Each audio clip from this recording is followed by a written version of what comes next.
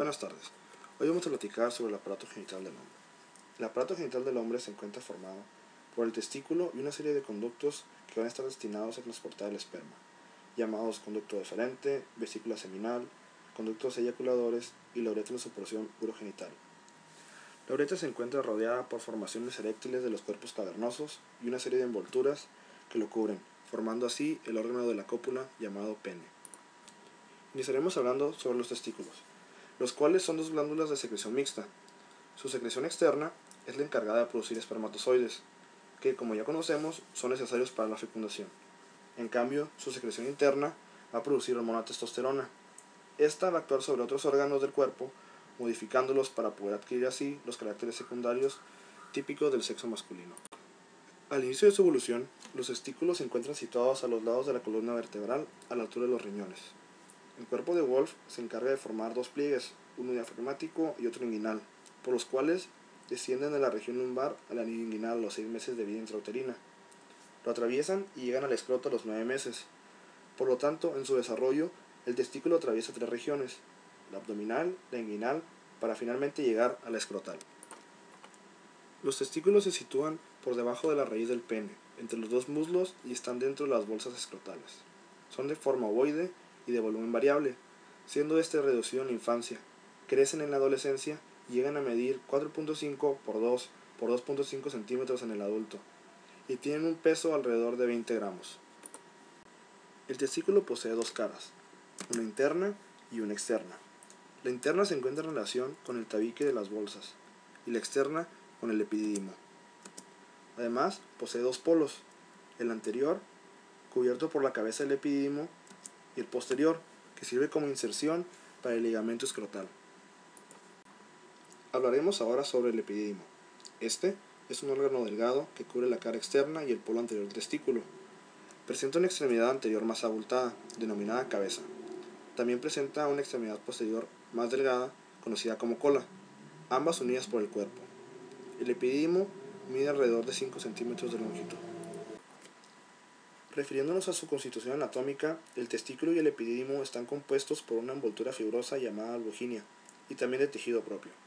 La envoltura albuginio fibrosa es una membrana blanca azulada que rodea el testículo en toda su extensión. Va a terminar condensándose en el borde póstero superior para poder constituir así el cuerpo de Heigner. De este se irradian tabiques, dividiendo la masa testicular en lóbulos espermáticos, los cuales van a albergar a los conductos seminíferos. Estos se van a continuar con los conductos rectos, que a su vez terminan en la red de Haller, la cual va a estar incluida en el cuerpo de Heigner. En cambio, el tejido propio comprende conductos seminíferos que están contenidos en los lóbulos espermáticos. Esos conductos seminíferos forman una red en la base del lóbulo. Este va a ser el sitio de producción de espermatozoides. El conducto está constituido por 3 capas de células seminales. La más profunda está constituida por espermatogonias, la segunda contiene espermatocitos y la más superficial está formada por espermátidas. Estas 3 capas además acogen a unas células de sostén llamadas células de Sertoli. Los conductos son en cantidad de 2 o 3 por lóbulo. Se unen al final formando conductos eferentes, los cuales se anastomosan formando los conductos excretores del esperma. Esos conductos excretores se encuentran constituidos por tubos rectos que reciben los conductos excretores de un lóbulo, penetran al cuerpo de Heigner y desembocan en la red de Haller, segundo componente del sistema excretor. De la red de Haller parten canales llamados conos eferentes, los cuales desembocan en el conducto epididimario, el cual se encuentra contenido desde la cabeza a la cola del epidídimo, donde se continúa con el conducto deferente. Vamos a hacer un pequeño paréntesis antes de continuar con los conductos extratesticulares, para hablar un poco acerca de los restos embrionarios y de las bolsas que contienen los testículos. El primero de los restos embrionarios son las ciátides de Morgagni, situadas en el polo anterior del testículo, así como en la cabeza del epidídimo. Estas se consideran restos del canal de Wolf. El segundo órgano es el de Giraldez. Se encuentra situado en la parte anterior del conducto espermático y por arriba de la cabeza del epidídimo. Y por último, pueden existir también vasos aberrantes, que se desprenden de la red de Haller, llamados vas aberrans de Roth, o del epidídimo, llamados vas aberrans de Haller. Hablando sobre los vasos y nervios del testículo y epidídimo, El testículo recibe sangre de la arteria espermática, rama de la aorta abdominal. Emite ramos anteriores y posteriores para el epidídimo y al penetrar el testículo se distribuye en tabiques interlobulares. También reciben sangre de la arteria deferente, rama de la vesical inferior, llega al epidídimo y forma el arco supraepididimario, y de la arteria funicular, rama de la epigástrica. Las venas nacen de venas centrales que salen por el cuerpo de Highmore y de venas periféricas originadas en redes capilares de la albuginia. Se reúnen en el cuerpo de Highmore formando troncos que van a desembocar en la vena epigástrica, vena cava inferior y vena renal izquierda. Los linfáticos nacen de redes alrededor de los conductos seminíferos, atraviesan el cuerpo de Highmore y se anastomosan con los del epidídimo, para después atravesar el conducto inguinal y llegar a ganglios lumboaórticos. Los nervios proceden del plexo espermático. Estos van a inervar tanto testículo como epidídimo, y el plexo deferente que solo inerva el epidídimo. Habiendo concluido con los testículos y epidídimo, vamos a continuar con las envolturas testiculares o bolsas escrotales.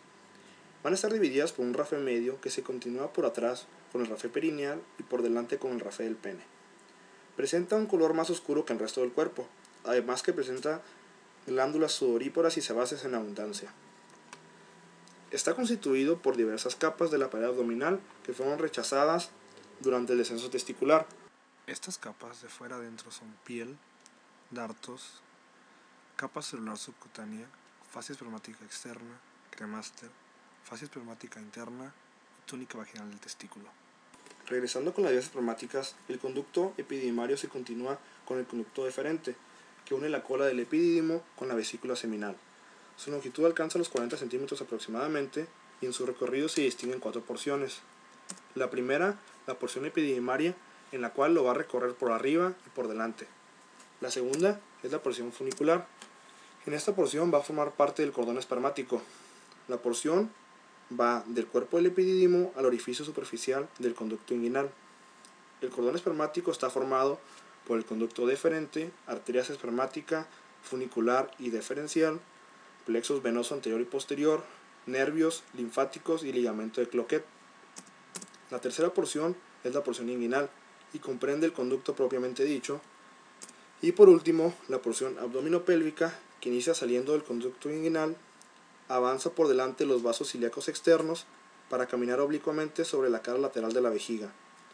Se va a acercar al conducto contralateral formando la ampolla deferente, limitando entre ella un triángulo, el triángulo interdeferencial. Va a llegar a la vesícula por su borde interno. Continuaremos nuestro estudio hablando sobre el pene. El pene es el órgano copulador del hombre. Se encuentra situado por encima de las bolsas y por delante de la sínfisis del pubis. Su forma depende del estado. En su estado flácido es más o menos cilíndrico y está suspendido por delante de las bolsas.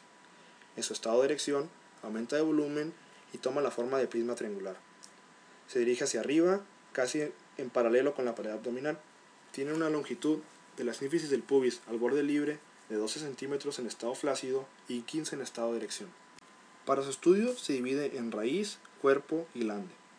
La raíz está formada por dos cuerpos cavernosos, los cuales se insertan en el borde inferior de la rama isquiopúbica. Los cuerpos cavernosos miden 15 centímetros en estado flácido y 20 en estado de erección. En su cara superior forman un canal por donde pasa la vena dorsal, así como las arterias y el nervio dorsal del pene. En su cara inferior posee otro canal donde se aloja la uretra esponjosa. En su porción anterior se afila formando un solo cuerpo, el cual se introduce en la base del glande. El glande es un abultamiento cónico que posee en su vértice una hendidura vertical conocida como meato urinario, y en su base un levantamiento más pronunciado que forma la corona del glande. La corona presenta en su cara inferior un repliegue conocido como frenillo. Está cubierto por el prepucio, que es la continuación de la piel del pene. Además de los cuerpos cavernosos, se encuentra otro órgano eréctil, llamado cuerpo esponjoso, que ocupa el canal subcavernoso antes mencionado. Los órganos eréctiles están rodeados por 4 túnicas, que de exterior a interior son piel, dartos peneano, capa celular y capa fibroelástica. Sus arterias se pueden dividir en destinadas a las envolturas, que proceden de pudendas externas, perineal superficial y pudenda interna, y las que irrigan cuerpos eréctiles y uretra esponjosa, las cuales son la arteria del cuerpo esponjoso, dorsal del pene y la del cuerpo cavernoso. Las venas también se pueden dividir en dos: superficiales, que son por las envolturas y se anastomozan con las del escroto, llegando más adelante a la safena interna, y las profundas, que forman tabiques para desembocar en la dorsal profunda, para después llegar al plexo de Santorini. Los linfáticos siguen el trayecto venoso hasta llegar a los ganglios inguinales. Por último, hablaremos sobre los nervios. Los nervios de las envolturas proceden del genitocrural, abdomino genital mayor y podendo interno. En cambio, los órganos eréctiles proceden de ramos hipogástricos y ramos del segundo, tercero y cuarto nervio sacro. El plexo prostático también inerva al cuerpo cavernoso. Además, el nervio pudendo interno da un ramo que constituye el nervio dorsal del pene, así como el del esfínter de la uretra y de los músculos isquio y bulbo cavernoso. Estos son los encargados de la erección. Gracias.